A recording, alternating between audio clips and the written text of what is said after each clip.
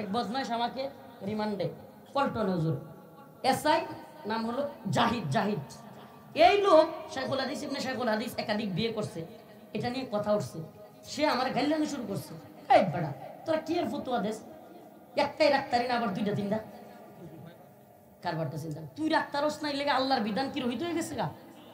শেখ হাসিনা পর্দা করে না, পর্দার আয়াত কি রহিত হয়ে গেছে? বেগম খালেদা জিয়া পর্দা করে না, এর লেগে মনে হয় পর্দা এটা কনফার্ম বাতিল।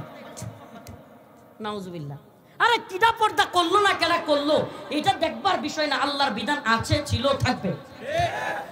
কে দুই বিয়ে করতে পারলো না, করলো না, তৃতীয় বিয়ে করলো না, করতে পারলো না, কে জিহাদ করলো, করতে পারলো না, এটার জন্য কোনো আল্লাহর বিধান রহিত হয় নাই, আছে।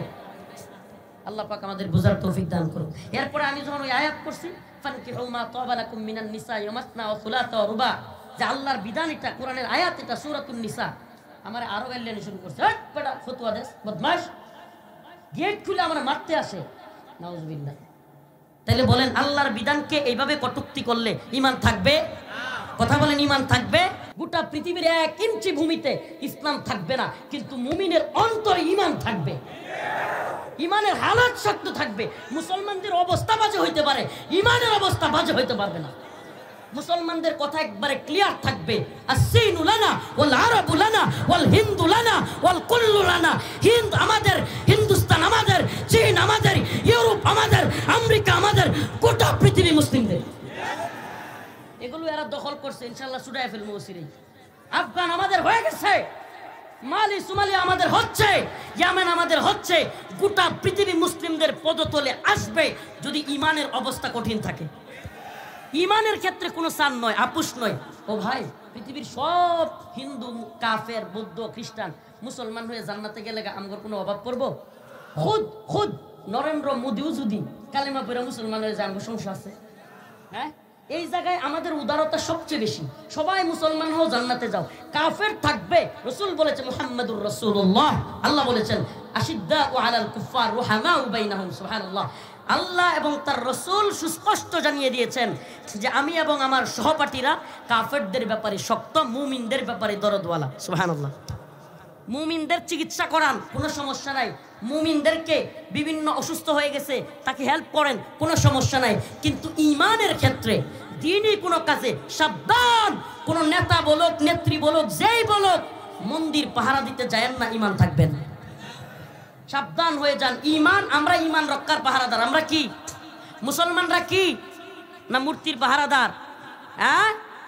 হ্যাঁ, মূর্তির পাহারাদারি করলে কি হবে? 4 দিন পরে শুনবেন ইন্ডিয়া আমনে আমার লইয়া মজা করতেছে।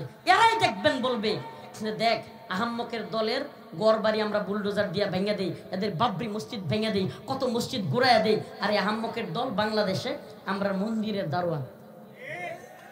এরা বলবে রে ভাই, আপনাকে আমি কখনো হিন্দুদের বাড়িঘর ভাঙতে বলছি না, হিন্দুদেরকে আক্রমণ করেন সেটা বলছি না।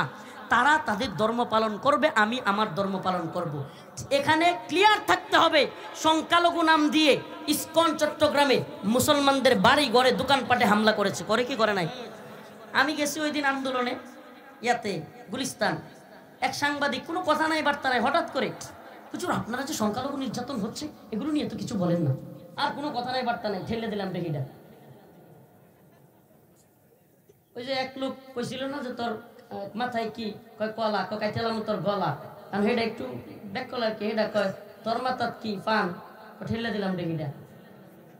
কয় কি রে, এটা তো মিললো না। মিললে মিলত, না মিললে না, ব্যথা তো পাইবি।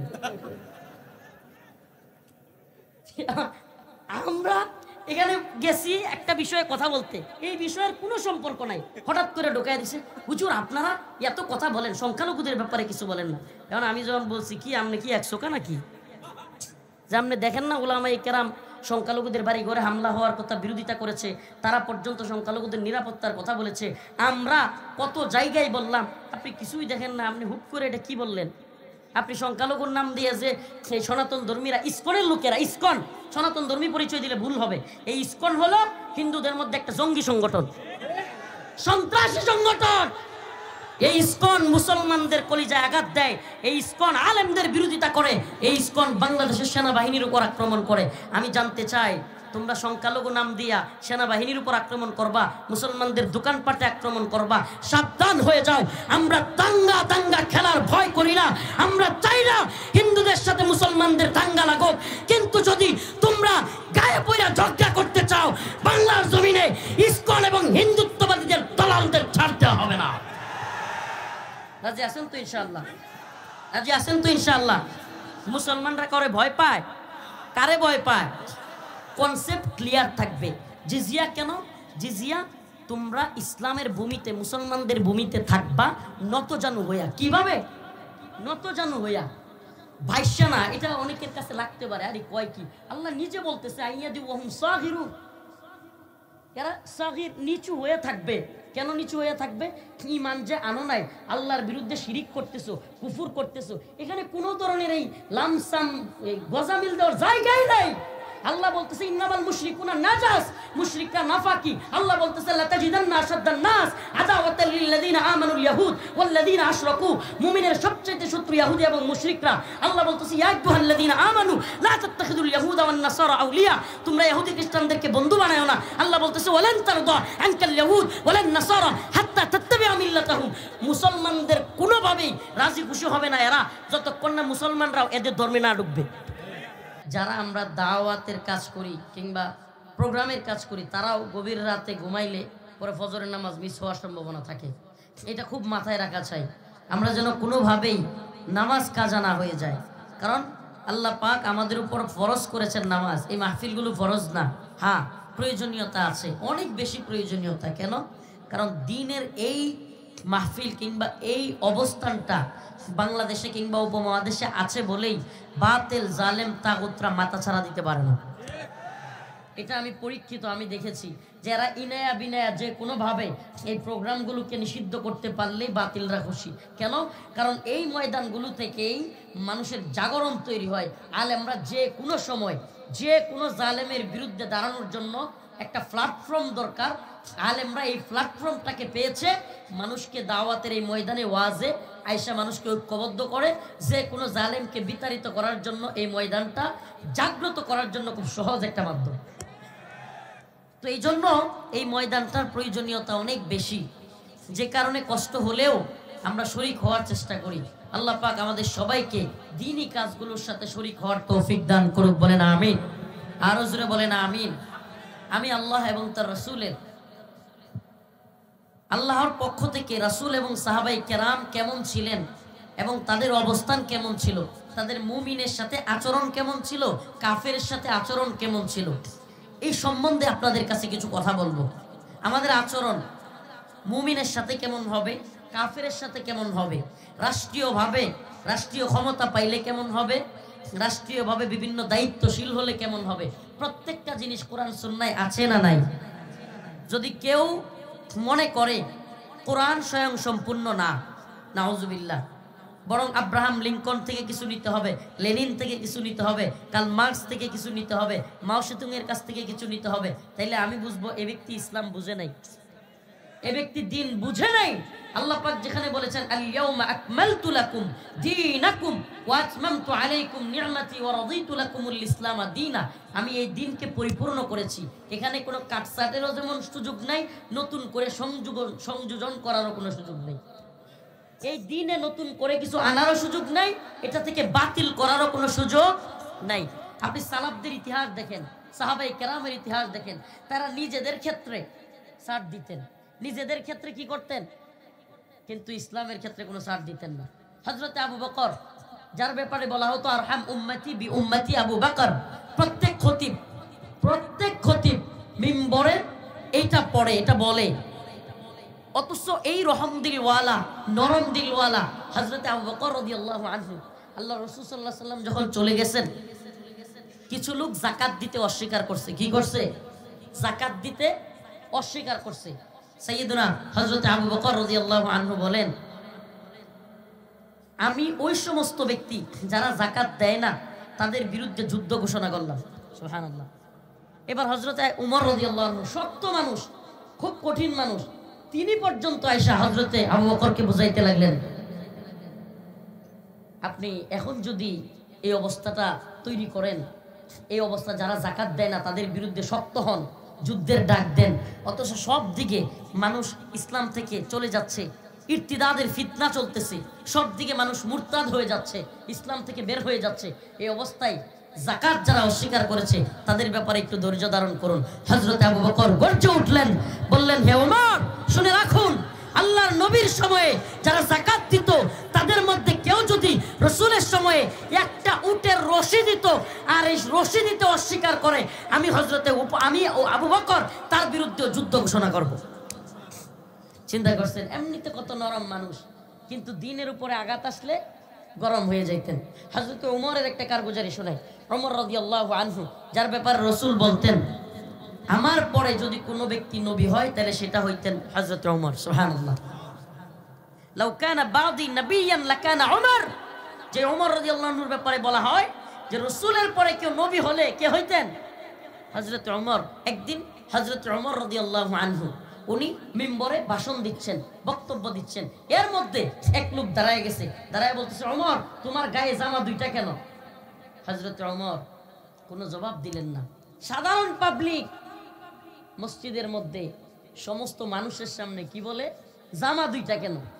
আমারে কোন এই এলাকার কোনো এমপি তো দূরে থাক, চেয়ারম্যান মেম্বাররাও যদি কেউ লোকদের সামনে কোনো এরকম প্রশ্ন করে, এর কয়েকদিন পরে ঠ্যাং টুং পাওয়া যাবে?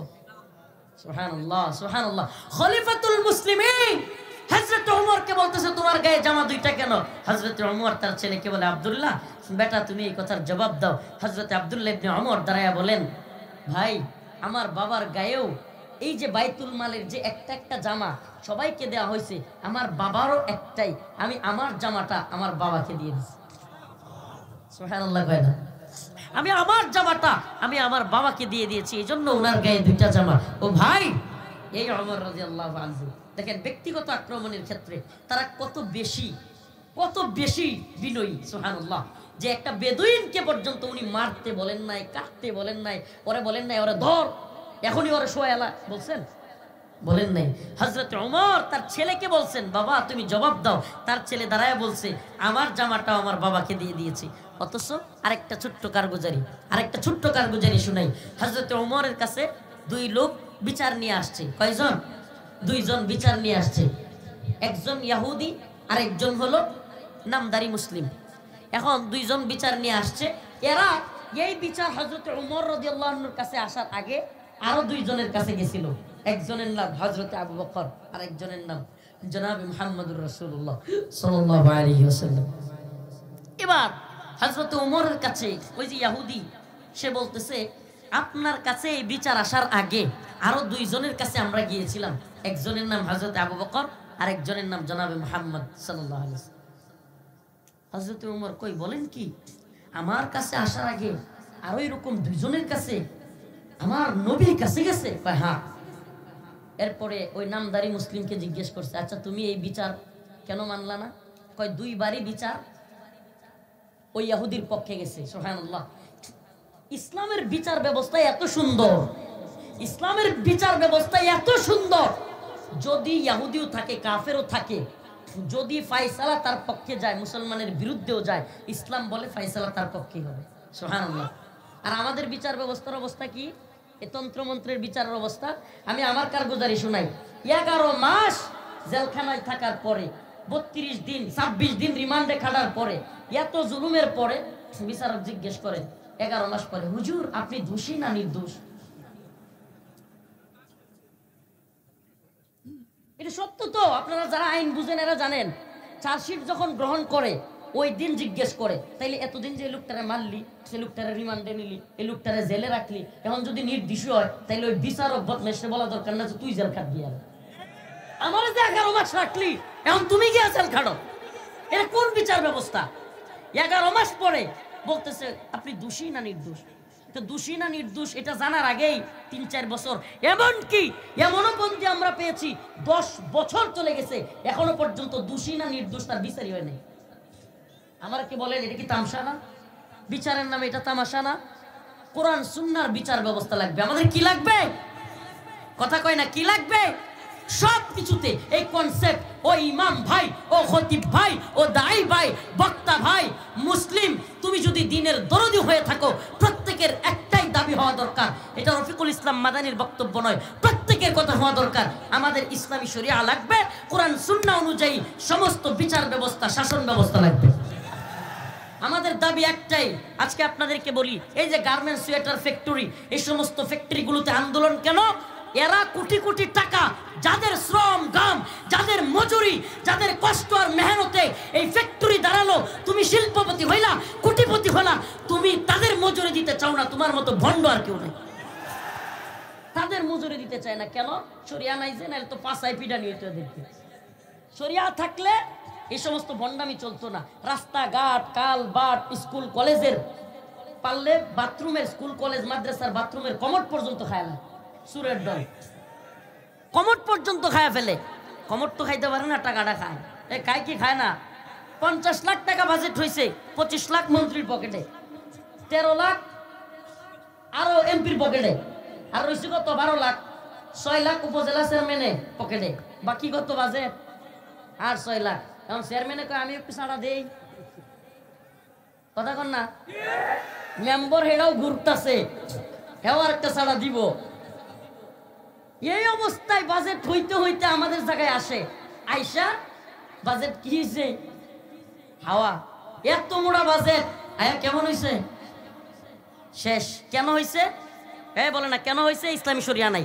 এই কনসেপ্ট মাথায় ঢুকান। এই চুরের দল কেন চুরি করতে পারতেছে? আল্লাহর বিধান যদি আল্লাহর জমিনে বাস্তবায়ন হইতো, আস-সারিকু ওয়াস-সারিকাতু ফাকতাউ আইদিয়াহুমা, প্রত্যেকটা চোর এমপি হোক, মন্ত্রী হোক, প্রধানমন্ত্রী হইলেও চুরের সাজা হাত কাটা। এই চুরের শাস্তি কি হইতো? হাত কাটা। হাত কাটার ভয়ে আর চুরি করতো না। আপনি বলবেন হুজুর আগামীকাল কে কি তাইলে সব ফেরেশতা হয়ে যেত চুরেরা? ফেরেশতা হওয়া লাগতো বাধ্যতামূলক, ফেরেশতা হওয়া লাগতো বাধ্যতামূলক। এই বিচার ব্যবস্থা, এই বিশ্ব ব্যবস্থা, এই কুফরি সিস্টেম সব ভেঙে চুরে দিতে হবে। মুসলিমদের ঈমানের তাকাজা এটাই। জমিন কার? বিধান চলবে কার? ইনিল হুকমু ইল্লা লিল্লাহ, আমার আল্লাহ তা'বুদু ইল্লা ইয়া। জমিন আল্লাহর, হুকুম আল্লাহ। সব মাবুদ মানে আসমানের মালিক কে? জমিনের মালিক কে? রিজিকের মালিক কে? এখন জন কয় বিধানের মালিক কে, তো উনি সমস্যা। বিধানদাতা কে? মানুষ না আল্লাহ? বিধানদাতা মাবুদ কে? আরে আল্লাহ যদি বিধানদাতা মাবুদ নাই হয়, তাইলে আল্লাহ যে কোরআনে বলতেছে আসমান জমিনের মালিক কেডা, সৃষ্টিকর্তা কেডা, এগুলো মক্কার কাফেররা মানত। ওয়ালা ইন সাআলতাহুম মান খালাকাস সামাওয়াতি ওয়াল আরদ লায়াকুলুন্না আল্লাহ। আল্লাহ তাআলা বলেন নবী আপনি জিজ্ঞেস করেন তাদেরকে, ওয়ালা ইন সাআলতাহুম মান খালাকাস সামাওয়াতি ওয়াল আরদ, আসমান এবং জমিন কে বানাইছে, তারাও কয় লা ইয়াকুলুন্না আল্লাহ, আল্লাহ। সমস্যা কোথায় বাজছে? যখন রাসূল বলেছে লা ইলাহা ইল্লাল্লাহ, আল্লাহ ছাড়া কোনো মাবুদ নাই, কথা মানতে হবে আল্লাহ, লাত উজ্জার না। সুবহানাল্লাহ। এই যে তখনই পেছ লেগে গেছে, লাত উজ্জারে মানা যাবে না, এটা করা যাবে না, ওইটা করা যাবে না। ইসলাম এত বেশি বাধ্য করে কেন? কি কয়? ইসলাম এত বেশি বাধ্য করে কেন? কুরআন যা বলেছে, রাসূল যা বলেছে, ক্বালু সামি'না ওয়া আতা'না, সে মুসলমান। আল্লাহ বলতেছে মুসলমান কে? যে বলবে ক্বালু সামি'না ওয়া আতা'না, আমি শুনলাম এবং মানলাম। আমি কি করলাম? শুনলাম এবং কোনো ব্যাখ্যা নাই। এই যে মহিউদ্দিন কি একটা, আমি জানতে চাই না কি নাম, খালেদ মহিউদ্দিন, দেখলাম শাইখুল হাদিস ইবনে শাইখুল হাদিস আল্লামা মামুনুল হক হাফিজাহুল্লাহকে জিজিয়া এটা নিয়ে প্রশ্ন কইরা, কর নিয়ে প্রশ্ন কইরা শাইখুল হাদিস শাইখুল হাদিস আল্লামা মামুনুল হক দামাত বারকাতুহুমকে ইনায়া বিনায়া কোরআনের এই অংশটাকে আল্লাহ যেখানে স্পষ্ট বলেছেন, আমাদের কনসেপ্ট একেবারে ক্লিয়ার থাকবে, কোনো কথা নয়। আমাদের ইসলামের অবস্থা, মুসলমানদের অবস্থা নাজুক থাকতে পারে, ইমানের অবস্থা নাজুক হইতে পারবে না। আমার কোরআন কি বলছে আমি স্পষ্ট বলবো, এটাই হিকমা। আমার কোরআন যা বলছে এটা বলার নাম কি? এ ভাই ইনায়া বিনায়া ঘুরায়া পেঁচায়া বলার নাম হিকমা না। আমি একটা উদাহরণ দেয় ছাত্র ভাইরা, তোমরা বসছই কেন, উঠতেছই কেন? এই এত রাত পর্যন্ত তারা থাকলোই কেন? ইনায়া বিনায়া ঘুরায়া পেঁচায়া বলার নাম হিকমা নয়। হিকমার একটা ছোট্ট উদাহরণ দিই। মনে করেন আমি একটা ডেলিভারি ম্যান, কি কথা কয় না, কি ডেলিভারি ম্যান, আমার কাছে একটা পণ্য দেওয়া হয়েছে। কি দেওয়া হয়েছে? মনে করেন এই মোবাইলটা একটা পণ্য, এই পণ্যটা আমাকে দেওয়া হয়েছে একজনকে দেওয়ার জন্য, একজনের বাড়িতে নিয়ে যাব। এখন এই পণ্যটা আমি গেছি একজনের বাড়িতে, যাওয়ার পরে দরজাটা খুল, দরজাটা খুল, না তোর জিনিস লয়ে যায়। একটা তো তরিকা। নাম্বার 2, তরিকা নাম্বার 2, আসসালামু আলাইকুম ভাই, কেমন আছেন? আপনার একটা জিনিস আমার কাছে ছিল, একটু রাখবেন, এটা অমুকে পাঠাইছে আপনার জন্য। কত সুন্দর। নাম্বার 3, এটা খুলছি, খুললা এটার ভিতর থেকে মেমোরি, সিম খুললা সবকিছু রাইখা এবার শুধু কভারটা লিয়ে গেছি, লিয়ে গিয়া কইতেছি আসসালামু আলাইকুম ভাই, কেমন আছেন আপনি? নিয়ে যান, আপনার একটা জিনিস ছিল, হ্যাঁ মাশাআল্লাহ খুব সুন্দর, হ্যাঁ আমি উপকৃত হব, নেন, এটা অনেকক্ষণ ধরে আমার কাছে। আরো সুন্দর, বেশি করে বলছি না? এই 3 সূরতের কোন সূরতের নাম হিকমা? সুবহানাল্লাহ, পাবলিক দি ভালো আওয়াজ বুঝে। এই 3 সূরতের কোন সূরতের নাম হিকমা? 2 নাম্বার, জিনিস ঠিক থাকবে, আচরণ সুন্দর হবে, এইটা হিকমা। ধমকের নামও হিকমা না, কিছু রাইখা দেওয়ার নামও হিকমা না। ইসলামের যা আছে, কোরআনের যা আছে স্পষ্ট বলবো, কিন্তু বলার ধরনটা হবে সুন্দর, এটা হিকমা। কিন্তু একটু কাটছাট করা, আল্লাহ বলছে আইয়াদিউ ওয়া হুম সাগিরুন, জিজিয়া দিবে নত জানু হইয়া। কাফের মুশরিকেরা দুনিয়ায় যে বসবাস করবে, আল্লাহর জমিনে কুফরি করবি আবার বসবাস করবি, এজন্য জিজিয়া দিবি। এটা কোরআন বলতেছে আন্নাল আরদ ওয়ারিসু ইবাদিয়াস সালিহুন, এই জমিনের মালিক আমি আল্লাহ, আর ওয়ারিস সূত্রে আমি এটার মালিকানা দিছি মুমিন বান্দারে। কাফেররা না মুমিন রে? মুমিন বান্দা। আন্নাল আরদ ওয়ারিসুহা ইবাদিয়াস সালিহুন, আমি এই জমিনের মালিক, ওয়ারিস সূত্রে মালিক বানায়া দিছি মুমিন বান্দাদেরকে। তাহলে কাফেররা থাকার জায়গা কই? আল্লাহ কয় কাফেররা থাকতে পারবো, আইয়াদিউ ওয়া হুম সাগিরুন, নত জানু হইয়া জিজিয়া দিবে। সুবহানাল্লাহ। এখন জিজিয়া কি জন্য? যে ইনায়া বিনায়া যদি বলেন না, জিজিয়াটা মুসলমানরাও যেমন জাকাত দেয়, হেরাও কর দেয় না। মুসলমানের জাকাত আর কাফের জিজিয়া এক জিনিস নয়। আরে গোটা পৃথিবীতে ইসলামী হুকুমত নাই, তাইলে কি হয়েছে? আমার ইমান দুর্বল না কি লিখে? গোটা পৃথিবীর 1 ইঞ্চি ভূমিতে ইসলাম থাকবে না, কিন্তু মুমিনের অন্তরে ইমান থাকবে, ইমানের হালত শক্ত থাকবে। মুসলমানদের অবস্থা বাজে হইতে পারে, ইমানের অবস্থা বাজে হইতে পারবে না। মুসলমানদের কথা একবারে ক্লিয়ার থাকবে, আসসিনু লানা ওয়াল আরাবু লানা ওয়াল হিন্দু লানা ওয়াল কুল্লু লানা। হিন্দ আমাদের, হিন্দুস্তান আমাদের, চীন আমাদের, ইউরোপ আমাদের, আমেরিকা আমাদের, গোটা পৃথিবী মুসলিমদের। এগুলো এরা দখল করছে, ইনশাআল্লাহ ছুটায় ফেলবো ওসিরেই। আফগান আমাদের হয়ে গেছে, মালি সোমালি আমাদের হচ্ছে, ইয়ামেন আমাদের হচ্ছে। গোটা পৃথিবী মুসলিমদের পদতলে আসবে যদি ইমানের অবস্থা কঠিন থাকে। ইমানের ক্ষেত্রে কোনো সান নয়, আপুস নয়। ও ভাই, পৃথিবীর সব হিন্দু, কাফের, বৌদ্ধ, খ্রিস্টান মুসলমান হয়ে জান্নাতে গেলে আমগর কোনো অভাব পড়বো? খুদ নরেন্দ্র মোদিও যদি কালেমা পড়ে মুসলমান হয়ে যায়, আমগর সমস্যা আছে? হ্যাঁ, এই জায়গায় আমাদের উদারতা সবচেয়ে বেশি। সবাই মুসলমান হও, জান্নাতে যাও, কাফের থাকবে। রাসূল বলেছে মুহাম্মাদুর রাসূলুল্লাহ, আল্লাহ বলেছেন আশিদ্দাউ আলাল কুফার রুহামাউ বাইনাহুম। সুবহানাল্লাহ। আল্লাহ এবং তার রাসূল সুস্পষ্ট জানিয়ে দিয়েছেন যে আমি এবং আমার সহপাঠীরা কাফেরদের ব্যাপারে শক্ত, মুমিনদের ব্যাপারে দরদওয়ালা। সুবহানাল্লাহ। মুমিনদের চিকিৎসা করান, কোনো সমস্যা নাই। মুমিনদেরকে বিভিন্ন অসুস্থ হয়ে গেছে, তাকে হেল্প করেন, কোনো সমস্যা নাই। কিন্তু ঈমানের ক্ষেত্রে, দ্বীনি কোনো কাজে সাবধান। কোনো নেতা বলুক, নেত্রী বলুক, যেই বলুক, মন্দির পাহারা দিতে যায়েন না, ঈমান থাকবেন, সাবধান হয়ে যান। ঈমান, আমরা ঈমান রক্ষার পাহারাদার। আমরা কি মুসলমানরা কি না মূর্তির পাহারাদার?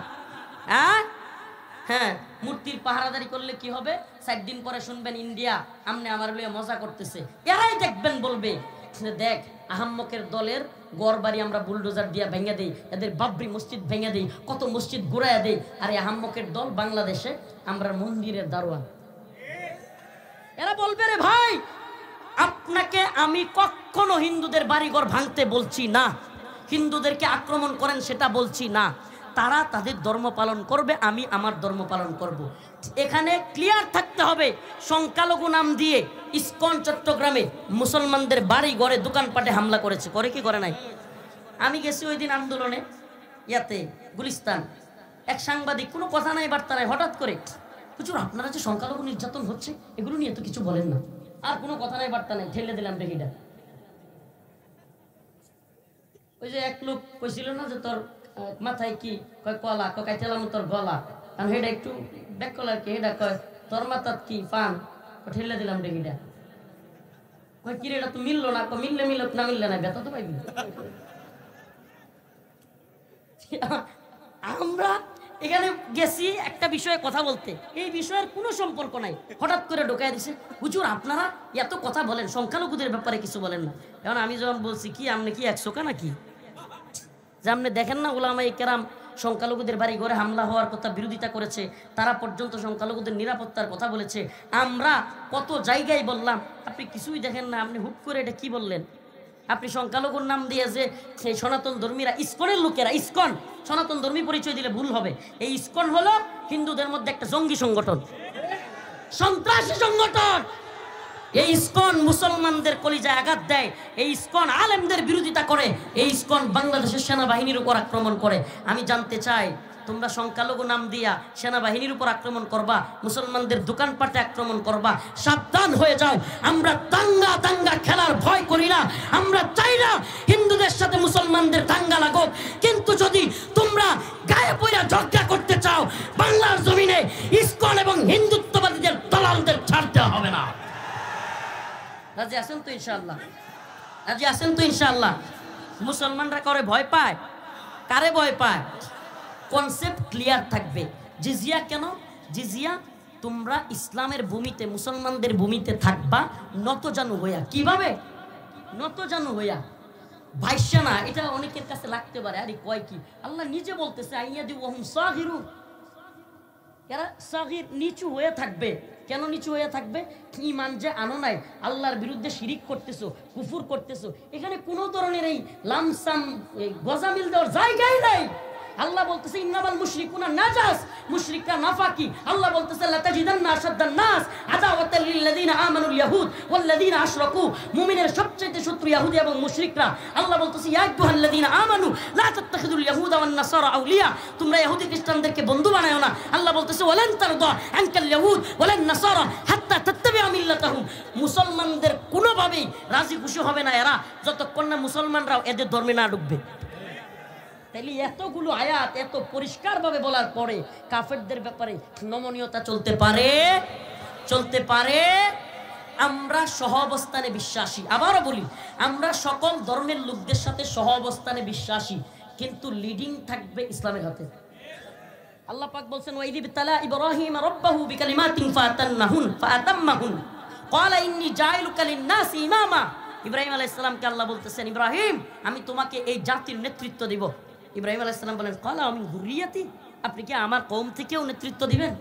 আল্লাহ বলেন ক্বালা লা ইয়ানালু আহদুজ জালিমিন, আমি জালিমদের থেকে কাফেরদের মধ্য থেকে কাউকে নেতা বানাবো না। এই আয়াত প্রমাণ করে তাফসীরে আসছে কোন কাফের মুসলমানদের নেতা হতে পারে না। কোন কাফের মুসলমানদের নেতা হতে পারে? মুসলমান ইমানদার। আরে ভাই যেখানে আহলে কিতাবের ইহুদি খ্রিস্টানদের মেয়েদেরকে আগে বিয়ে করা যাইতো, ছেলে হলে মুসলিম ছেলে হলে, আমার কথা কি বুঝাইতে পারতেছি না, ছেলে মুসলমান মেয়ে ইহুদি খ্রিস্টান এক সময় ছিল, বর্তমান ইহুদি খ্রিস্টানদের সাথে না, মাসালা বুঝেন। ইহুদি খ্রিস্টান আহলে কিতাব, তাদের কাছে তাওরাত ছিল, ইনজিল ছিল, এজন্য ছেলে যদি মুসলিম হয় মেয়ে যদি খ্রিস্টান বা ইহুদি হয় বিবাহ জায়েজ ছিল। কিন্তু ছেলে যদি ইহুদি খ্রিস্টান হয় মেয়ে যদি মুসলিম হয় বিয়ে জায়েজ ছিল না। কি বলবেন, এটা বৈষম্য? কারণ কি, ইসলাম এমন একটা ধর্ম যেখানে ছেলেটা যদি মুসলমান হয় মেয়েটা ইহুদি খ্রিস্টান ধর্ম থেকে ইসলামে চলে আসার সম্ভাবনা আছে, এই জন্য বিয়েটা জায়েজ, ছেলেকে প্রাধান্য দিয়ে। আর যদি ছেলে ইহুদি বা খ্রিস্টান থাকে মেয়েটা মুসলিম, তাহলে মেয়েটার ইহুদি খ্রিস্টান হয়ে যাওয়ার সম্ভাবনা আছে। এই জন্য ইহুদি খ্রিস্টান ছেলের কাছে বিয়ে দেওয়া জায়েজ ছিল না। আমাকে বলেন তাইলে আল্লাহ কি বৈষম্য করছে? নাউযুবিল্লাহ। আল্লাহ বলছে ইন্নাল্লাযীনা আমানু, যারা ঈমান এনেছে, ওয়া আমিলুস সালিহাত এবং নেক আমল করেছে, কানাত লাহুম জান্নাতুল ফিরদাউসি নুজুলা, তারা জান্নাতে প্রবেশ করবে। সুবহানাল্লাহ। তো আল্লাহ বলছে ইন্নাল্লাযীনা কাফারু, যারা কুফরি করেছে, মিন আহলিল কিতাব ওয়াল মুশরিকিন, এবং মুশরিক যারা কাফের যারা, ফি নারি জাহান্নাম, তারা জাহান্নামে যাবে। তা আল্লাহ কইতাছে কাফেররা জাহান্নামে যাবে, আপনি উদারতা কই থেকে দেখাবেন? কোত্থেকে উদারতা দেখাবেন? এই উদারতার নামে জালেমদের প্রতি সহানুভূতি দেখানো গাদ্দারি। এই উদারতা চলতে দেওয়া যায় না, চলতে পারে না। আল্লাহ পাক আমাদের সবাইকে দ্বীনের পথে অটল অবিচল রাখুন। আল্লাহ এবং তার রাসূল যা বলেছেন, আল্লাহর রাসূল আল্লাহ বলেছেন মুহাম্মাদুর রাসূলুল্লাহ ওয়াল্লাযীনা মাআহু আশিদ্দাউ আলাল কুফফার রুহামাউ বাইনাহুম। ওই যে আগের কথা এখনো বলছি, তিন তরিকা বলেছি। একটা হলো দরজায় গিয়ে ঠাক ঠাক করে ধাক্কা মারা, আরেকটা হলো সালাম দেওয়া, আরেকটা হলো জিনিস ভিতর থেকে রেখে দেওয়া। আমরা জিনিস রেখে দেওয়াতেও বিশ্বাসী না, কট্টরপন্থাও বিশ্বাসী না, আমরা সুন্দরভাবে বুঝাইতে বিশ্বাসী। তবে হক কথাটাকে ঘুরাইয়া পেঁচাইয়া বলতে বিশ্বাসী না। কথা হবে ক্লিয়ার কিন্তু সুন্দরভাবে। এতক্ষণ যে কথাগুলো বললাম আল্লাহ এবং তার রাসূলের কাছে আত্মসমর্পণের কথা, এটাই হলো ইসলাম। কোরআন বলতেছে, আল্লাহ বলতেছে মুমিন কারা, ক্বালু সামি'না ওয়া আতা'না, যারা বলবে আল্লাহ আপনি বলছেন আমি শুনলাম আর মানলাম, কোনো ব্যাখ্যা নাই। মেয়ে অর্ধেক পাবে, ছেলে দ্বিগুণ পাবে, এটা কেমন ইসলাম? চারটা বিয়ে করা যায়, এটা কেমন ইসলাম? এক বদমাইশ আমাকে রিমান্ডে পল্টনে হুজুর, এসআই নাম হলো জাহিদ। এই লোক শাইখুল হাদিস ইবনে শাইখুল হাদিস একাধিক বিয়ে করছে, এটা নিয়ে কথা উঠছে। সে আমার গাইলানি শুরু করছে, এই বেটা তোরা কি এর ফতোয়া দেস? একটাই রাখতারি না, আবার দুইটা তিনটা কারবারটা চিন্তা। তুই রাখতারস না, এলাকা আল্লাহর বিধান কি রহিত হয়ে গেছে গা? শেখ হাসিনা পর্দা করে না, পর্দার আয়াত কি রহিত হয়ে গেছে? বেগম খালেদা জিয়া পর্দা করে না, এলাকা মনে পর্দা এটা কনফার্ম বাতিল। নাউজুবিল্লাহ। আরে কিটা পর্দা করলো না, কেডা করলো এটা দেখবার বিষয় না। আল্লাহর বিধান আছে, ছিল, থাকবে। কে দুই বিয়ে করতে পারলো না, করলো না, তৃতীয় বিয়ে করলো না, করতে পারলো না, কে জিহাদ করলো, করতে পারলো না, এটার জন্য কোনো আল্লাহর বিধান রহিত হয় নাই, আছে। আল্লাহ পাক আমাদের বুঝার তৌফিক দান করুন। এরপরে আমি যখন ওই আয়াত করছি ফানকিহু মা তাবা লাকুম মিনান নিসা মাসনা ওয়া সুলাসা ওয়া রুবা, যে আল্লাহর বিধান এটা, কোরআনের আয়াত এটা, সূরাতুন নিসা। আমার আরো গাইলেন শুরু করছে, হট বেটা ফতোয়া দেস বদমাশ, গেট খুলে আমরা মারতে আসে। নাউজুবিল্লাহ। তাহলে বলেন আল্লাহর বিধানকে এইভাবে কটূক্তি করলে ঈমান থাকবে? কথা বলেন ঈমান থাকবে? আল্লাহর বিধানের সামনে মাথা নত করা, আল্লাহ এবং তার রাসূলের কাছে মাথা নত করা, এটাই হলো ঈমানের লক্ষণ। আল্লাহ পাক কবুল করুক, বলেন আমিন।